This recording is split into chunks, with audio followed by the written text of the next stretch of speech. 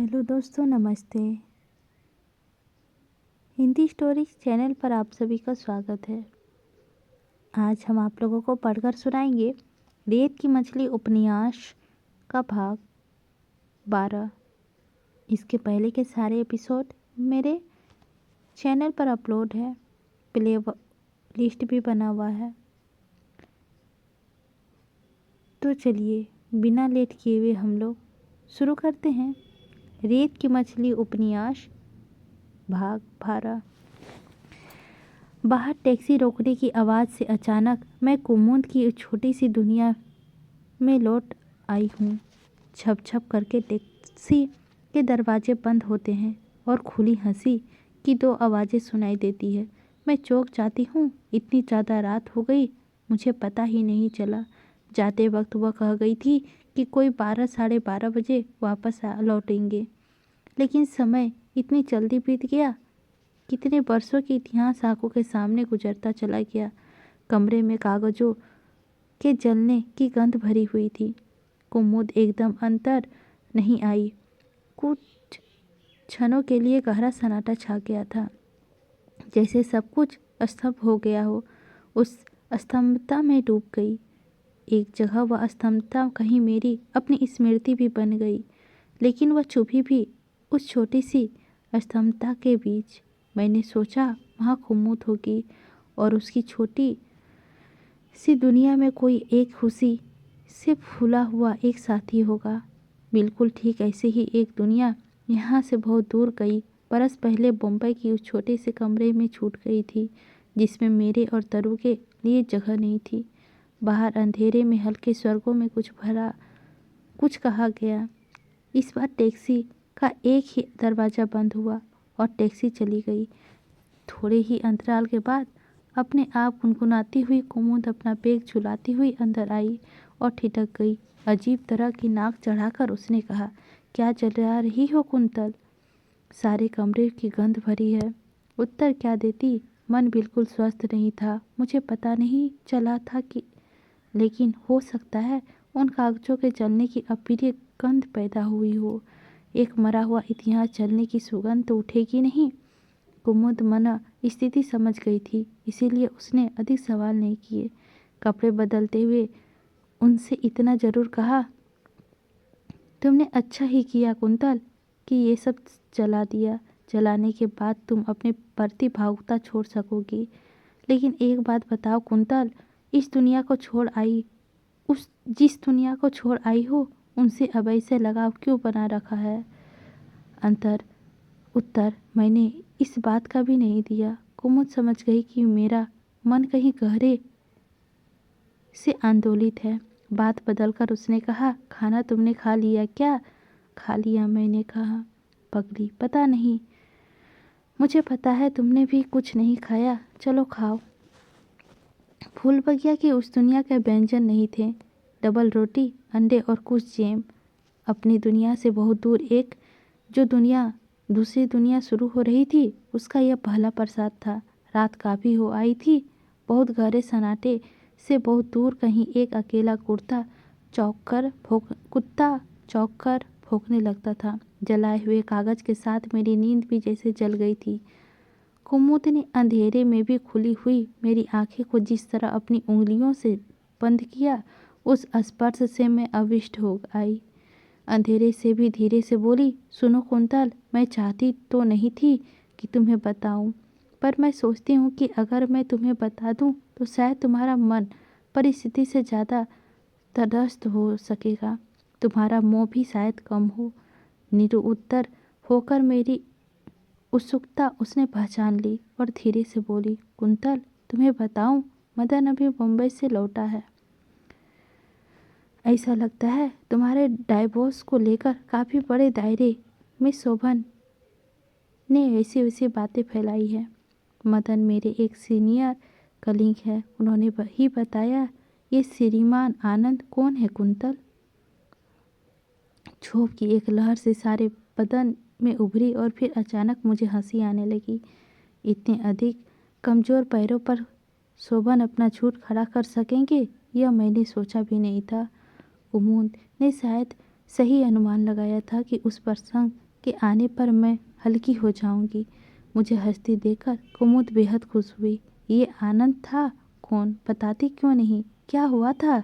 अफवाह तो बहुत गर्म थी, कोई काफ़ी मसालेदार कहानी लगती है। कहानी विशेष थी ही क्या, जो कुछ था वह मैंने उसे बता दिया। सुनकर वह खुद भी हंसने लगी। मुझे और अधिक सहज करने के लिए उसने छेड़ा भी, और भी कुछ होगा, मुझे बता नहीं रही है। अच्छा, उसकी चिट्ठियाँ जो आती है वह तो नहीं जला देती? उस छेड़ और हंसी में कब सो गई थी पता ही नहीं चला। सुबह नींद बड़ी जल्दी टूट गई थी। कुमुद सोते सोते भी मुस्कुरा रही थी। खिड़की पर पड़े हुए मोटे पर्दे से धूप की पीली किरणें हल्के हल्के खेल रही थी। अफवाह के कारण शरीर की टूटन सी भरी हुई थी। फिर भी मैंने सोचा कि उठ जाना ही बेहतर होगा। अंगीठी ठंडी हो गई थी, लेकिन उसकी राख भी जले हुए कागजों पर अक्षर अभी भी उभरे हुए थे। सब कुछ जल जाने के बाद भी कुछ है जो जीवित रहता है। काश वह सब भी जल जाता। शायद सब चलता है, लेकिन कभी रुक रुक कर, अटक अटक कर, एकदम नहीं चलता है फक से। मीनल का पत्र आने के बाद जो तनाव पैदा हुआ था, उसे अब मैं स्वयं ही तोड़ने को तैयार हो गई। ठीक है, यही सही। यदि घर में जगह नहीं तो वह भी मेरा नहीं। ऐसे तो यह तनाव बढ़ता ही जाएगा। खींची जाने वाली रस्सियों से बंधे रहकर घिसटते जाने से अच्छा है रस्सी काट कर अपने को मुक्त कर लो। मैंने नीचे कर लिया। पत्र को फाड़ देने का मन था, लेकिन उसे बाकायदा तह करके अलमारी में रख दिया। बस अब शुरू हुई नई कहानी। मन को बांध लो कुंतल, इस रास्ते में इससे आगे नहीं जाना है। पहली बार घर की याद आई। वह घर नहीं जो अजनबी दुनिया में है, अपना घर, माँ और पिता का घर। लगता है मेरी रेतीली दुनिया से वे भी घबरा गए थे। वे इलाहाबाद छोड़कर दिल्ली के करीब जो बसे थे, वही घर याद आया। अधगली की आस छोड़ते ही जैसे दूसरा रास्ता अपने आप खुलने लगा। ठीक है, मैंने सोचा माँ के पास चली जाऊंगी। यहाँ की रेतीली दुनिया से कुछ तो चैन मिलेगी। जाऊंगी और कल ही जाऊंगी। तैयारी शुरू हो गई। कपड़े सहेजे जाने लगे, लेकिन वह कल इतनी आसानी से नहीं आ पा रहा था।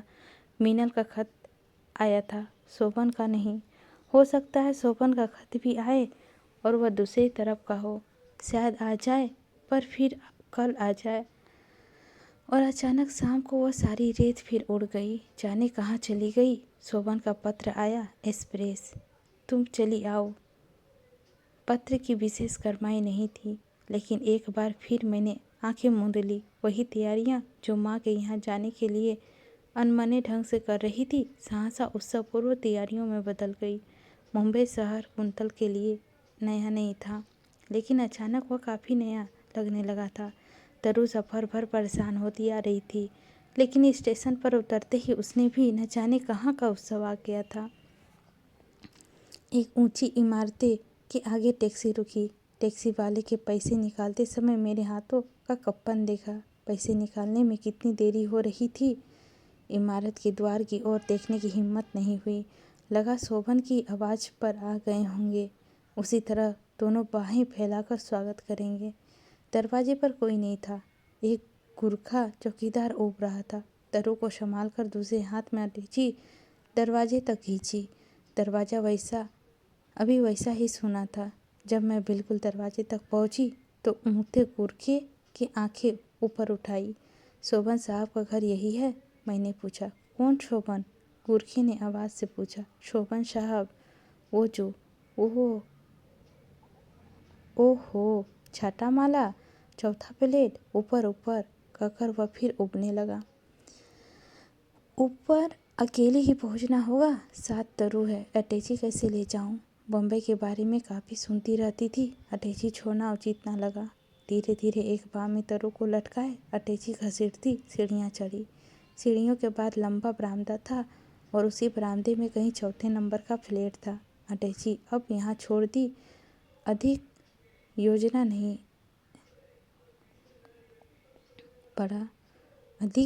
नहीं पड़ा। फ्लैट मिल गया था। थोड़ी देर द्वार के बाहर खड़ी रही। अब सोचती हूँ कि कितनी मूर्ख थी मैं। सोच रही थी जैसे द्वार अपने आप खुल जाएगा। थोड़ी देर बाद दरवाज़ा खुला। खोलने वाला एक नौकर था। वही अजनबी निगाहें, वही अपरिचित के सवाल।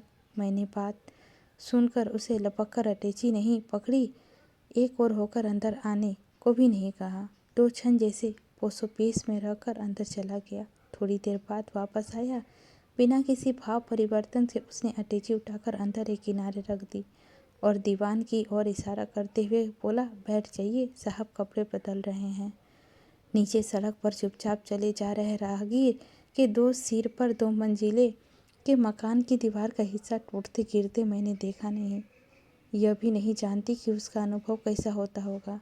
हाँ, इस स्वागत का अगर सहसा चोट का कोई प्रभाव था तो वह वैसा ही वह भी होगा। एक क्षण के लिए मन में आया कि अभी उठ जाऊं और अटैची घसीटती हुई लौट जाऊं, लेकिन उठी नहीं। मनील बीबी जी कहाँ हैं?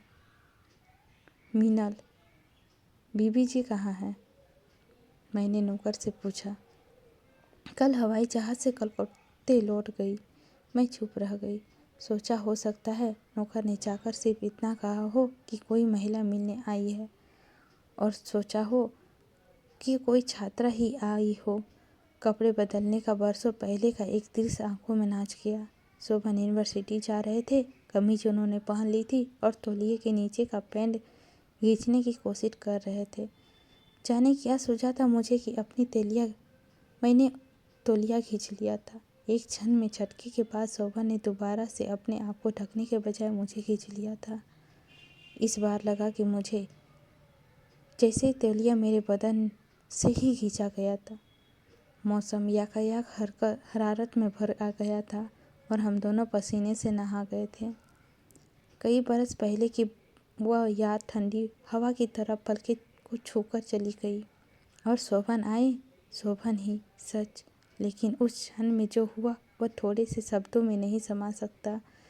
बच्चे कभी कोई कपड़ा उछालकर ऊंचे पर अटकी चीज उतारना चाहते थे और सहसा पाते ही उछला गया कपड़ा खुद वहीं जाकर अटक गया। लगभग यही कुछ हुआ उस एक क्षण में। जाने कितने दिनों का बर्फ की परत तोड़कर उस उछला और उछल लेकर वहीं जमा रह गया। शोभन आए, शोभन ने देखा और फिर मैंने पाया कि शोभन के चेहरे पे जो कुछ था वह न देखती तो अच्छा था। वहाँ एक बहुत ठंडा निष्प्राण सवाल चिपका हुआ था। उस सवाल के शब्द कुछ भी हो सकते थे, यानी ठीक हो, या कब आई, या क्या आना जरूरी था। इससे भी अधिक शब्दों की आवश्यकता होगी, बल्कि स्वतः एक समूचे ग्रंथ की आवश्यकता होगी। उस एक क्षण की व्याख्या के लिए मेरा मन ठहर गया, बल्कि भय में सिमट गया। एक क्षण देर से ही मैंने नमस्कार किया। तरु आश्चर्य से उसकी ओर देख रही थी। स्वतः उससे अधिक आश्चर्य से वे अपने आप को देख रहे होंगे। तरु के चेहरे के सामने चुटकी बजाकर उसे बहलाने या छोटा सा नाटक करने के बाद सोमन ने नौकर को आवाज़ दी और बोले, इनके लिए तौलिया साबुन वगैरह बाथरूम में रख दो। तुम चले कहाँ जाते हो? स्वर्ग सी हल्की सी तितलता शायद मेरे लिए थी। परिस्थिति को एक बार नए सिरे से संभालने के लिए मैंने जल्दी ही अपने को दोबारा समेटा। आपका स्वास्थ्य कैसा है? मुझे उत्तर देने में उन्होंने जल्दबाजी नहीं की, लेकिन पूरी तरह विरक्त भी नहीं हुई। बहुत अनमने और व्यस्तता भरे स्वर में बोले, ठीक हूँ, ऑफिस जल्दी जाना है, बोर्ड ऑफ डायरेक्टर्स की मीटिंग है। जिस तरह खींचकर उन्होंने जुबान चढ़ाई, उससे लगा जैसे वे अपने आप पर कोई परत चढ़ा रहे हो। तरु आपको बहुत याद करती थी, रास्ते भर आपको पुकारती आई, मैंने फिर कहा। उत्तर की बजाय और अधिक व्यस्त होकर उन्होंने उसी तरह एक बार तरु को सामने चुटकी बजाई और पहले से भी ज़्यादा ऊंची आवाज़ में नौकर से बोले, मेरा नाश्ता लगाओ, क्या कर रहे हो? मुझे लगा बर्फ़ को तोड़ना इतना आसान नहीं है, कम से कम अभी तो नहीं है। तरु को मैंने नीचे बैठा दिया और एक नज़र कमरे पर डाली। अपनी फूलबगिया के ऊपर का नीला कमरा एक क्षण के लिए रौंद गया और लगा उसी क्षण में भयानक अपरिचित बिखेर गया। कहाँ थी वह गंध, कहाँ थी गाढ़े परिचय का वह गुनगुनाती रोशनी। देखो, उसे जमीन पे क्यों बैठा दिया, ऊपर बैठाऊं या अंदर, कहते कहते वे रुक गए। अंदर पलंग में तो तोरू के बिठाए जाने का हुक्म वे पूरे अधिकार से दे सकें, उस स्थिति से शायद नहीं थे। फिर भी मन बड़ा अस्त व्यस्त था। तरु को अंदर नहीं ले गई, थोड़ी बड़ी हो गई थी, इसीलिए गिर जाने का डर कम था। इसीलिए उसे सोफे पर बिठा दिया और बाथरूम चली गई। बाथरूम जाना बहुत आवश्यक तो नहीं था, फिर भी लगा थोड़ी देर कम से कम पायलन के रूप में ही सही वहाँ जाना आवश्यक था। कोई देशक मिनट लगे होंगे वहाँ। उस बीच बातचीत का एक और छोर मैंने खोज लिया। सोचा इस बीच शोभन को लिखे गए पत्रों के बारे में पूछूंगी कि वे मिले थे या नहीं, और इसके अतिरिक्त उसके साप्ताहिक के बारे में लेखकों की प्रतिक्रिया बताऊंगी। हाथ मुँह धोकर मन थोड़ा शांत हो गया। बाहर आई, तरु को वापस सोफे में कुछ रंग बिरंगे कागज की पत्रिकाएं बिखरी हुई थी। मन को बहुत अच्छा लगा। तरु उसमें व्यस्त थी। उसे प्यार करके मैं अंदर गई। मेज पर एक प्लेट में आधा खाकर छोड़ा नाश्ता और आधा कप पी गई चाय पड़ी थी। नौकर मेरे अंदर आते ही उसे समेटने लगा। मैंने अनायास पूछा, साहब चाय नहीं पियेंगे? उनको जल्दी जाना था बीबी जी, उसने बहुत ठंडे लहजे से कहा और बर्तन समेटने लगा। जाना था? क्या मतलब, चले गए? मैंने अचकाकर पूछा। जी, बोल गए हैं लंच दफ्तर में करेंगे। आपके लिए क्या बनाऊं बीबी जी? नौकर ने किचन की ओर लौटते हुए कहा। मुझे लगा कि कहीं दूर से बोल रहा है या फिर मेरे कान बंद हो गए हैं। बहुत कठिनाई से मैं कह सकी, कुछ नहीं। आपने तो जी नाश्ता भी नहीं किया अभी, उसने कहा। लेकिन अब और सुनने की स्थिति में मैं नहीं थी, सुनाई दे भी नहीं सकती थी। तरु अभी उन कागजों से खेल रही थी। अगर उस समय कुछ सुनाई दे रहा था तो वह था नीचे सड़क का शोर, बेहताशा शोर, लगातार बढ़ता जाता शोर। वह शोर कानों में कभी कभी आज भी बजता है। समुद्र के ज्वार की तरह उमड़ते उस शोर में मैं वहाँ अकेली असहाय, किसी क्षण तो पैरों के नीचे से धरती घिस जाने की प्रतिज्ञा करती हुई। खिड़की के नीचे कितनी दूर होगी सड़क? अगर इस खिड़की से कूद जाऊं तो क्या शोर का एक क्षण के लिए थमेगा? खिड़की के नीचे कितनी भी दूर होगी सड़क? अगर इस खिड़की से कूद जाऊं तो क्या शोर एक क्षण के लिए थमेगा?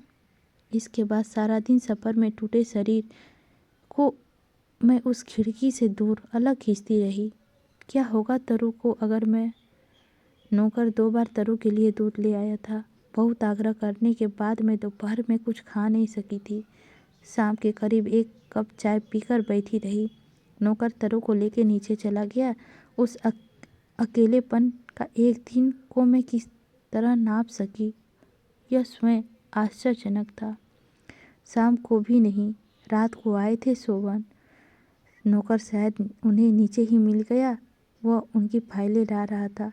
शोभन जिस तरह अंदर आए उससे याकायाक मैं भयभीत हो उठी। पहले तेजी से अंदर आए। अंदर शायद उन्होंने बोले जाने वाले संवादों को दोबारा तोला। उसके बाद इस कमरे के दरवाजे पर आके तीखी आवाज़ से बोले, आखिर यह क्या तरीका है? यहाँ भी नाटक शुरू हो गया। मैं अचकचाकर उठ पड़ी। उसका चेहरे देखते रह गई। लगा वे अभी किसी न किसी ज़मीन पर पटक देंगे। आवाज़ की नीचे करके बोले, आखिर यह क्या खाना न खाने का तमाशा क्यों खड़ा कर दिया गया? पूछता हूँ क्यों खड़ा किया गया? उत्तर चाहकर भी क्या देती? फिर उत्तर पाने के लिए वह सब कहाँ जा रहा था? मैंने अनचाहे मौन ने उन्हें बुरी तरह शुद्ध कर दिया था। आखिर बोलती क्यों नहीं हो? आते ही नाटक क्यों खड़ा कर दी? बहुत प्रयत्न के बाद मैंने कांपते हुए शब्दों में कहा, मैं इतनी दूर से आई हूँ और यहाँ आपसे एक शब्द भी प्यार का सुना होता तो। ओहो, वे तीखे होकर बोले, यानी मैं अब डायलॉग बोलता? तुम्हारा दिमाग तो सही है। मेरी व्यस्तता का कुछ ख्याल है? मेरी उलझनों की कोई कीमत है? तुम्हारा मतलब मैं काम छोड़ दूं? और तरु अचानक ही रो पड़ी। जाने क्यों, संभवतः इस विवाद का हस्तक्षेप करना चाहती थी। मैं उसको और घूमी और उसी क्षण शोभन भी जाने क्या क्या बोलते हुए दूसरे कमरे में चले गए। घर पर फिर वही निर्मल सन्नाटा और नीचे सड़क की रौंदता हुआ शोर। बाकी बच गया बीच का फ़ोन की घंटी बजी। फ़ोन शोभन की ने ही उठाया होगा। कुछ देर में बोले जाने वाले शब्द में स्वयं ही मुझे पकड़ लिया। वे किसी से कह रहे थे, हाँ कुंतल आई है, ये तरु भी है, जरूर मिलवाऊंगा, दोनों से मिलवाऊंगा। कुंतल अभी तो थकी है, इसीलिए लंच मत रखो, मैं खुद कॉन्ट्रैक्ट कर लूँगा।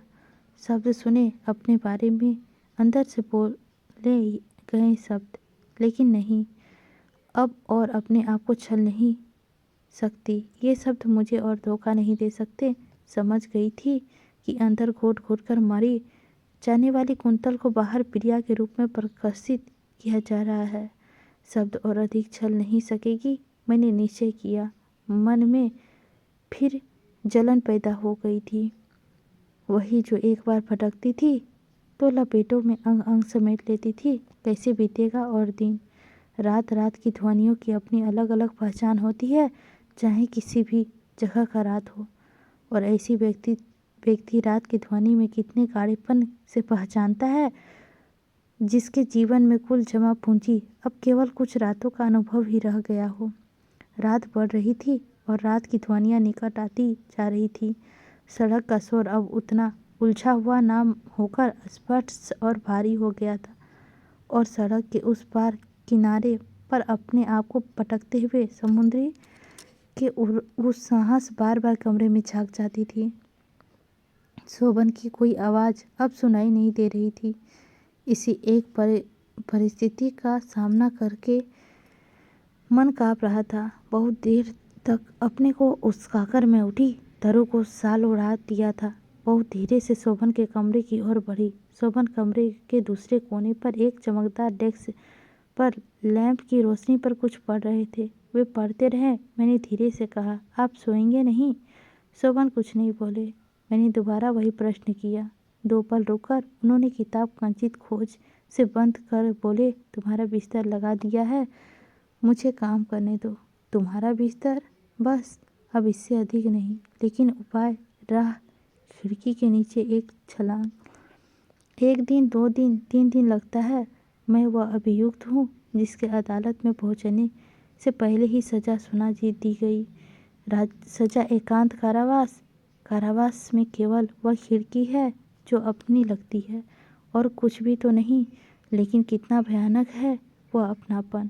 सारे दिन के उस रोंदने वाले सन्नाटे से कभी कभी इशारे का वह खिड़की बुलाने लगती है और फुसफुसाकर पूछती है, तुम्हें रास्ता मिला? नहीं, मैं घबराकर कहती हूँ, नीचे देखो, रास्ता है या नहीं? उस समुद्र को देखो, कितनी शीतल समाधि होती है। समुद्र और खिड़की रहस्यपूर्ण हंसी हंसती है। समाधि? यह घर क्या सचमुच समाधि है? एक मकबरा जिसमें मेरे सामने मेरी ही कब्र है, सीलन परी, कठोर, ठंडी। दरवाजे पर जो घंटी लगी हुई है उसे ठीक ठीक घंटी कहना सही नहीं होगा। विचित्र आवाज़ होती है, जैसे किसी ने कोई चीज़ बलपूर्वक चीर दी हो। कम ही बजती है, किंतु बजती है और बहुत कष्टदायक लगती है।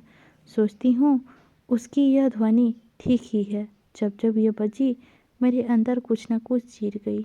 वह बजी, दरवाज़ा खुला, अखबार वाला है, विचित्र दृष्टि से मुझे देखकर पूछेगा, मेम साहब नहीं है? फिर चला जाएगा। दूध वाला, सब्जी वाला, मक्खन, डबल रोटी वाला, मेम साहब नहीं है?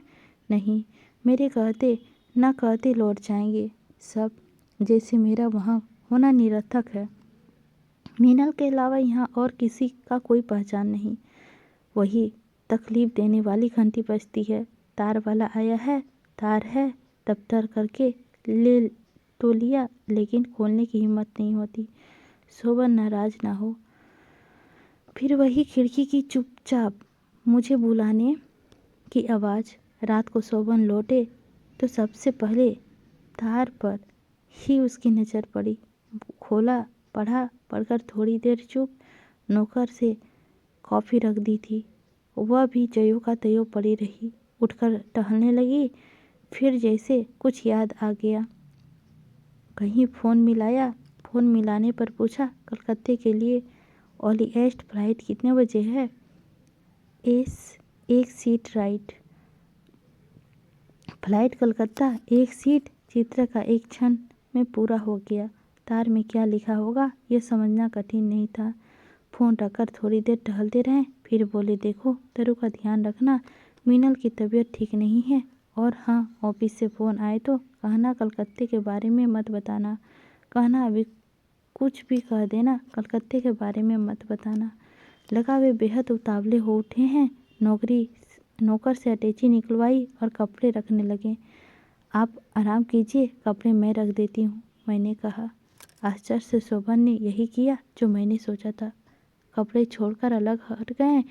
मन में आया, कह दूँ कि आप अब तो तुम बदलोगे ही शोभन, मेरे प्रति मृदु भी होंगे, क्योंकि इस छोटे से झूठ को खड़ा करने के लिए मेरी आवश्यकता जो है। उसके बाद की सुबह एक क्षण के लिए मुझे फिर धोखा दिया, इतना स्वीकार कर सकती हूँ। तरु को गोद में उठाया, प्यार किया उसे और दिनों के विपरीत मेरी बाहों में पकड़ा दिया। मेरी आंखों में देखा और एक हाथ में कंधे पर रखकर बोला, अपना ध्यान रखना, समय से खा लिया करना। और हाँ, ऑफिस से अगर कोई मिलने आए तो तुम समझती ही हो। शोभन गए, खिड़की मुझे फिर बुलाती है। अब उनसे इतना डर नहीं लगता। खिड़की से बाहर वही शोर भरी हुई सड़क है और बेहद बेचैन समुद्र। समुद्र के ऊपर नीले आसमान पर फिसलती हुई बादलों का कुछ टुकड़े। शोभन गए, मैं हवाई जहाज़ पर कभी नहीं चढ़ी। सुना है हवाई जहाज़ जाता है तो रास्ते में बादल मिलते हैं। क्या वही है मेघदूत, कालिदास के यक्ष की संदेशवाहक? मुझे याद आता है विवाह के तुरंत बाद के दिन, उस फूलबगिया में उस दिन मैं अकेली थी। शोभन दूसरे शहर गए थे किसी प्रशासन के बुलावे पर। जाते ही वहाँ से उन्होंने अपनी किताब की पहली प्रति भेज दी थी मुझे। प्रति के पहले शिष्ट पर सजाए हुए अक्षरों में लिखा था, ओ मैं कुबेर और अप्रशंसा से दुखी, इस यक्ष की सहायता केवल तुम ही तो कर सकती हो। आज अगर वह प्रति यहाँ होती तो मैं उस पर लिख देती, वह प्रिया अपने शयन कक्ष के प्रिय की विरह में रो रो कर काला मात्र से चंद्रमा की तरह क्षीण हो चुकी है। किंतु यह भी लिखने का अधिकार क्या है मेरे पास? हवाई जहाज के पास उड़ते हुए मैं क्या मेरा एक प्रश्न महाशोभन को दे सकेंगे? कहाँ है प्रिया का वह शयन कक्ष? कहाँ है वह एक पहचान जिसे लेकर प्रिया रो तो सकती थी? शोभन की प्रिया क्षीण होती रही, पीली पड़ती रही, पर रोई नहीं। रोने से होता भी क्या? यह समूचा सागर आंखों में उतरकर भी क्या व्यथा हल्की हो सकती थी? 2 दिन बाद शोभन आ गए वापस, वही जिन्होंने जाते जाते कहा था, अपना ख्याल रखना। दरवाजे की उस कर्कश घंटी के साथ जिस हंसी की सुनाई पड़ी थी, वह मेरे अगले दिनों की सही पूर्व सूचना थी। मीनल हंसती हुई बाथरूम चली गई और शोभन इस तरह सवाल करने लगे जैसे वहाँ मैं कुंतल नहीं, उसके ऑफिस का कोई क्लर्क हूँ। ऑफिस से कोई आया था? नहीं, मैंने कहा। कोई फ़ोन? हाँ। पूछा था? तुमने क्या कहा? वही जो आपने कहा था। कोई कागज़ फाइलें चपरासी लाया था? इससे अधिक और कुछ भी नहीं पूछा गया। मीनल अभी बाथरूम में थी। शोभन ने एक क्षण दूसरे कमरे की ओर देखा और खुद भी बाथरूम में चले गए, शायद हाथ धोने। हाँ, हाथ ही धोने। बड़ी सफाई से वे रिश्ते से हाथ धो रहे थे। बाथरूम में खिलखिलाकर हंसने की आवाज़ आने लगी, आती रही। फ़ोन की घंटी बजी, थोड़ी देर बजती रही। मैं असमंजस में खड़ी रही, फ़ोन उठाऊं या ना उठाऊं। बाथरूम की हंसी का व्यवधान हुआ। शोभन का बाहर आकर फ़ोन उठा लिया। बोले, हाँ बस अभी पहुंच रहा हूँ, अभी अभी आया हूँ। फ़ोन रखकर जैसे उन्होंने सोनिया को सुनाया, मैं 15 मिनट से ऑफिस जा रहा हूँ। मीनल ने पूछ लेना कि वह क्या खाएगी, नौकर की मदद कर लेना। शब्द अगर पत्थर होते हो तो ऐसे ही होते होंगे और इसी तरह चोट पहुँचते होंगे। मीनल बाथरूम से बाहर आ गई। फिर वही हंसी, फिर वही छेड़छाड़, और यह सब कुछ ऐसे जैसे कुंतल वहाँ कुंतल शोभन की पत्नी नहीं, केवल एक निराकार शून्य हो। खिड़की का शोर और समुद्र की गरज के साथ एक तीसरी आवाज़ भी मिल गई थी, मीनल और शोभन की हंसी। ऑफिस जाते जाते वे मीनल से बोले, दिन में खूब आराम कर लेना, शाम को घूमने चलेंगे। क्यों दिन में आराम क्यों करना? मीनल ने बेशर्म शरारत से पूछा। क्योंकि रात में फिर आराम का मौका नहीं मिलेगा। यही सुनना चाहती थी ना? शोभन ने उसके गाल मसलते हुए कहा। फिर वही हंसी। शोभन चले गए। मीनल खिड़की से बाहर उन्हें देर तक देखती रही। लगभग 2 घंटे इस विदा के बाद भी विचित्र थे। मीनल ने मेरी ओर देखा, मैंने भी देखा। उसने भी कुछ कहना चाहा, मैंने भी। फिर वह भी रुक गई, मैं भी रुक गई। मुझे लगा यह अवसर है, कुछ बातें की जा सकती है। साफ साफ मन इतना आंदोलित था कि बिना बोले ही जाने कौन कौन सा बात तैयार करती रही। बातें कहीं भी नहीं जा सकी। इस बीच तरु जग गई, जग कर रोने लगी। मैं कुछ देर जड़ बैठी रह गई। हाथ रोककर मीनल ने पूछा, तरु भी आई है ना? मुझे सूत्र मिल गया, मैंने अपने तीखेपन को वश में करते हुए कहा। शोभन से इतनी बातें हुई, उन्होंने बताया नहीं। हम लोगों को इतनी बातें करनी थी कि इतना इसका जिक्र होने का अवसर ही नहीं मिला, मीनल ने कहा। अगली बात मैं एक खोजने लगी कि जो कहीं मेरे प्रतिशोध में जुटे। लेकिन मीनल अचानक विचित्र ढंग से नाक चढ़ाकर बोली, ओहो, ये गंदगी अभी पड़ी है, धतरेगी। उसमें खाली अटैची जमीन पर उलटती। मैं तोरू को गोद में उठा लाई थी, अचानक जमीन पर पटक दी गई। उस गंदगी पर मेरी नज़र पड़ी, प्रयाग से आए गए गर्भ निरोधक। वो कागज उठाना, उसने कहा। कागज उसने खुद उठा लिया। कागज में उस गंदगी को खुद ही लपेटते हुए नाटकीय रोमांच के साथ जैसे अपने आप को उसने कहा, कुछ गंदगियाँ सूरतम चीज़ों में ही ज़्यादा प्रिय होती है। क्यों कुंतल? बर्दाश्त से बाहर होने पर भी कुछ विशेषताएं किसी को जड़ बना देती है। एक पर एक मुझे लग रहा था ये बातें मेरे और शोभन के रिश्ते की ताबूत की कीलों की तरह उड़ती जा रही है, जड़ती जा रही है। सन्नी भरा रहा था शरीर, जैसे बुखार से तब उठा हो। तरु गोद में होकर भी जैसे वहाँ नहीं थी। अपनी तमाम घृणा और अपने निरंतर अपमान से उपजी जिज्ञासा को समेटकर मैंने तीखे स्वर में कहा, तुम्हें शर्म नहीं आती? अब लगता है वे शब्द कितने नापुसक थे, फिर भी उन्होंने अपना काम तो कर ही दिया। उन्हीं थोड़े ही शब्दों में जैसे मेरा सारा क्षोभ उठकर मीनल के ऊपर पटक दिया। मीनल सन्नाटे में आ गई। उलटकर जवाब देने की हिम्मत उसमें नहीं हुई। मेरा मन यह समझकर और अधिक अधीर हो उठा, आगे वह कुछ बोले और मैं अब सब कुछ कह डालूं। इसकी तत्परता मुझे कपाए दे रही थी, लेकिन वह बोली कुछ नहीं, वहाँ से हट गई। मेरे साथ फिर बज रही अबोध तरु, मेरी कुंठा और सड़क के समुद्र में फैला शौर। रात वे घूमने गए, तरु भी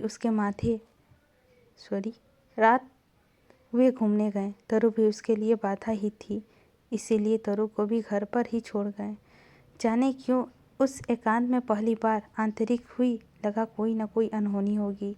काफ़ी रात गए तक उस अनहोनी के लिए अपने आप को तैयार करती रही। मीनल की दीन का पराजय थोड़ा सा सहारा दे रही थी। मन में मैंने निश्चय कर लिया था, जो भी हो भीरुता से बाहर आना होगा, लड़ाई खुद लड़नी होगी। रात घंटी बजी। अनुमान था शोभन और मीनल होंगे। बाहर हंसी सुन पड़ रही थी, फिर भी विश्वास था नौकर शायद सोने की तैयारी में लगा रहा। तीसरी बार घंटी बजने की, दरवाज़ा मैंने ही खोला। शोभन थे, मीनल भी, दोनों चुप। 2 क्षण तक वे वहीं उसी तरह खड़े रहे। मैं दरवाजे से अलग हट आई, वे अंदर आए और दरवाजे को अच्छी तरह बंद किया। अभी मैं पीछे घूमी ही थी कि किसी हाथ ने मेरे बाल पीछे से पकड़कर खींचे। मेरे घूमते न घूमने शोभन ने शायद घूंसे से चोट की। शब्दों से ही तैयार थी मैं, और अब लगा कि अनजानी आशंका क्या थी। उसके बाद संभलने का अवसर नहीं मिला। झटके से बलपूर्वक जमीन पर पटक जाने के बाद कमरा और पसलियों के पास जूते के नोक से भरपूर ठोकर और उठाकर दोबारा जमीन पर पटक दिया जाना। उस थोड़े के क्षणों का एक असहाय चीख भी गले में ही सूख गई थी। शोभन क्षुब्ध थे। केवल इस बात पे मैंने मीनल को गालियाँ भी दी थी। वे थोड़े ही शब्द उन दोनों की तकलीफ और क्षणों की गालियाँ बन चुके थे, और सफाई या प्रतिवाद का अवसर तो वहाँ था ही नहीं। रात कितनी हो गई थी पता नहीं। तरु के कारण तरु जग न जाए और जगाकर उसको परेशान न करें, इसीलिए मुझे एक बिस्तर पर ढकेल दिया गया था। कमरे में इतना अंधेरा तो नहीं था कि आश्चर्य होता है, तब सहसा मर जाना क्यों ना हुआ था। बाहर समुद्र का उफान है। खिड़की उसी तरह फुसफुसाकर कहती है, कुंतल खामोश रहना, दर्द की कहार भी ना हो, खामोश रहना। साथ में पलंग पर मीनल है और शोभन। जाने कैसी फूलबगिया वाला शोभन अपनी केंचुल उतारकर रह जाता है। मात्र पशु, बल्कि पशु युगल गरजते हुए सागर की आवाज़ में उसकी नंगियता 2 मध्यांत पशु की तरह फूट पड़ती है। उठना होगा। शोभन वहाँ कहाँ है? शोभन भी है, जो कुछ है। मैं कहार कर उठी और झटके से दरवाजे की ओर बढ़ी कि कम से कम दूसरे कमरे में चली जाऊं। शोभन थम गए। लपक कर उन्होंने मेरा हाथ पकड़ा और दोबारा पलंग पर पटक दिया। क्या नाटक करती है? दुनिया में कोहराम मचाएगी? दुनिया को दिखाएगी? नहीं, दुनिया को अब दिखा भी क्या सकती हूँ? दिखाने के लायक रह भी क्या गया था? वह जिसने मुझे एक झलक देखने के लिए तपती धूप में दिन गुजारा था, खड़े खड़े मात्र वही शोभन था मेरे पास, जिसे मैं दुनिया को दिखा सकती थी। अब इस अशोभन को कहाँ ले जाऊंगी? किसे दिखाऊंगी? विचित्र स्थिति थी। अपमान और प्रताड़ना सह रही थी मैं, और रूठ नहीं रही थी मीनल। घंटों रूठना और फिर शोभन द्वारा मनाया जाना। लगता था जैसे वहाँ एक रास्ता नाटक खेला जाने लगा हो। मीनल इसी तरह उस सुबह से रूठी हुई थी। शोभन उठ गए थे, मीनल को उठा उठाकर हार गए थे, मगर मीनल चुपचाप पड़ी हुई थी, सो नहीं रही थी। हार कर शोभन तैयार हुए नाश्ते की मेज पर ले जाने के लिए। एक बार फिर उसी तरह मनोहार करते रहे। मीनल नहीं उठी। शोभन एक कप चाय खुद लाए। मीनल फिर भी नहीं मानी। बहुत इसरार के बाद बोली, कुंतल को पिला दो, मुझे नहीं पीनी। शोभन फिर भी जिद करते रहे।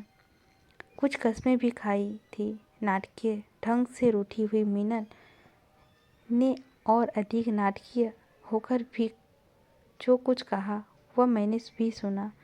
वह अपनी हैसियत के लिए रूठी हुई थी। वह कह रही थी कि उसे शोभन के लिए जीवन दे दिया, पर मिला क्या? वह पत्नीत्व का एक छोटा सा पद भी तो नहीं पा सकी। तरु रो पड़ी। जाने किस बात पर? संभव है कि तरु का सेवव सुभल प्रतिवाद हो रहा हो। तरु जोर से रोई। मीनल और शोभन के नाटक का संवाद बंद हो गए या रोने की आवाज़ से डूब गए। कितना अच्छा लगा उस समय उसका इस तरह रो पड़ा। मैंने चाहा, कहाँ रोना, कम से कम थोड़ी देर और ना रुके। सहसा आंधी जैसे वेग से मीनल के कमरे से निकलती शोभन की आकृति दिखी। क्षण भर में उसके चेहरे पर क्रोध भी दिखाई दे गया। अनायास मेरे हाथ अपने बचाव में ऊपर उठे, लेकिन आक्रमण के वेग के सामने वह हथेलियों की ढाल बहुत छोटी थी। तरो सहमकर एकदम चुप हो गई। पशु और आदमी के बीच एक अंतर है। आदमी के हाथ होते हैं और पशु का हाथ पैर में अंतर नहीं होता। आदमी के हाथ और पैर में अंतर होता है। शोभन के उस आक्रमण में वह अंदर मिट गया था।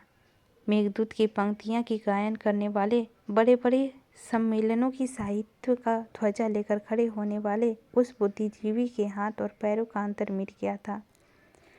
मेरी आंखों के आगे सहसा अंधेरे का पर्दा खींच गया था, क्योंकि लात और घूसों की आघात के साथ मेरा सिर पलात फर्श पर टकरा दिया गया था। वे मारने के साथ साथ विक्षिप्त स्वर्ग से चीखते भी जा रहे थे। उसे चुप नहीं करा सकती थी। जीना हराम कर दिया था, जान लेकर छोड़ूंगा। पहली बार एक मृत्यु भय भी मुझसे उभरा था। उस क्षण मुझे लगा अशोभन सचमुच विचलित हो गए हैं और शायद मेरी जान लेकर ही छोड़ेंगे। ठीक उसी क्षण दरवाजे की घंटी बजी। शोभन थोड़ा सा रुके। उसके शब्द अब केवल गालियों में बदल गए थे। मेरे पिता, मेरी माँ और मेरे कुल को दाग लगाने वाली भद्दी गालियाँ। घंटी दोबारा बजी। शोभन चौंक कर अलग हो गए। उसी आवेश में वह कमरा लांघकर द्वार तक गए। वहाँ जो भी हुआ हो, उल्टे पांव वापस आए। कमरे के बाहर की ओर वाला द्वार भिड़ाया। मीनल से बोले, मीनल, तरु को चुप कराओ। मेरे निकट आकर उन्होंने झटके से मेरा चेहरा अपनी ओर किया। मेरा चेहरा रक्त से भीग गया था। घबराए स्वर में बोले, मुझे माफ़ कर दो कुंतल, मैं पागल हो गया था। प्लीज़ कुंतल, देखो, अब मेरी लाज तुम्हारे हाथों में है। तुम्हारे पिताजी आए हैं, उन्हें मालूम ना हो जाए यहाँ क्या हुआ है। बस जल्दी से बाथरूम जाओ और हाथ मुँह धोकर कपड़े बदल लो। उनकी आशंका सही थी। मेरे ना उठने पर उन्होंने सहारा देकर उठाया और बाथरूम में पहुंचा दिया। मीनल तौलिए से जल्दी जल्दी फर्श पर गिरा हुआ खून साफ करने लगी थी। मैंने सुना शोभन कह रहे थे आपकी बेटी फिसल कर गिर पड़ी, चोट आ गई, उसी से परेशान हो गया था। उन खोखले शब्द के बाद एक क्षण का विराम देकर पिताजी ने भारी और आर्द्र स्वर सुन पड़ा, शोभन जी, आप इतनी ऊंची आवाज़ में बोल रहे थे, मैं काफ़ी कुछ मैंने बाहर सुन लिया था। और अब अच्छा हो कि मुझे इसे ले जाने दीजिए। आगे के शब्द अधिक भयंकर सुनाई नहीं दिए। बाथरूम के आईने में मैं अपना चेहरा देखकर रो पड़ी, रोती रही। थोड़ी देर बाद मुझे भी वहाँ ले आया गया। गिर पड़ने के झूठ की अब कोई आवश्यकता नहीं थी। जो कुछ था बेशर्मी का खुला पड़ा था। पिताजी मुझे देखकर फिर से रो पड़े थे। जाने कैसे और क्यों मैंने हट पकड़ लिया था।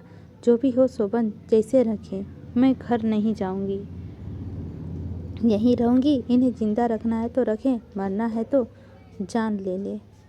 क्या यह सारा निर्णय कोई और ही करा देता है? क्यों लिया था यह निर्णय आज सोचती हूँ। वह एक अंतिम अवसर था। तब सही निर्णय ले लिया होता तो आज पिताजी के साथ चली आई होती तो आज स्थिति निश्चय ही कुछ दूसरी होती।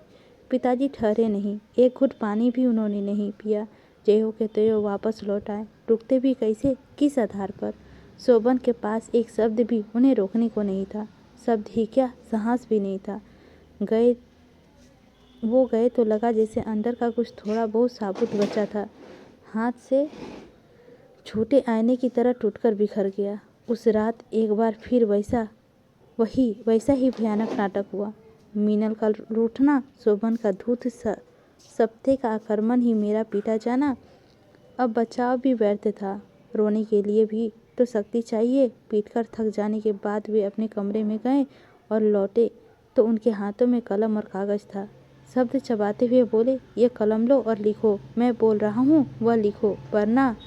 उन्होंने एक बार फिर एक लंबे बालों की अपने पंजे में भरकर जमीन पर सिर टकराने की धमकी दी। लिख दो कुंतल, जो भी कुछ कह रहा हूँ लिख दो। सड़क और समुद्र में उमड़ते हुए जोर से फुसफुसाहट कहा, बचा ही क्या है जिसे समेट कर रखूंगी। कुंतल लिख दो। शोभन बोलते गए, भूल हो गई, जो कुछ बोलते हैं वह इन्हें शोभन रहने ही कहाँ देते हैं। अशोभन बोलते हैं और दर्द समेटकर कांपते हाथों से मैं लिख देती हूँ। प्रिय शोभन, पिछले 7 वर्षों में तुमने मुझे मेरे गंदे संस्कारों से मुक्त करने का प्रयत्न किया, लेकिन तुम्हारे सारा परिश्रम व्यर्थ निकला। मैं तुम्हारे साथ रहने योग्य नहीं हूँ। अपनी स्वेच्छा से यह तुम्हारा घर छोड़ रही हूँ और अब भी कभी तुम्हारे ऑफिस या घर आकर किसी से कुछ कहूँगी नहीं, वचन देती हूँ। मैं आनंद साहब के साथ रहने जा रही हूँ। तरु अभी मेरा दूध पीती है, इसीलिए उसे ले जा रही हूँ और वचन देती हूँ कि उसके 3 साल पूरे होने से पहले उसे आपको सौंप दूँगी। अपने बारे में निर्णय लेने के लिए आप स्वतंत्र हैं। आपकी कुंतल। इसी के साथ हमारा अध्याय 12 भी समाप्त होता है। अब हम लोग जल्द मिलेंगे। अगला अध्याय 13 लेकर आप लोगों के समक्ष लेते हैं। दोस्तों, आप लोगों से विदा। मिलते हैं अगले अध्याय 13 लेकर आप लोगों के साथ।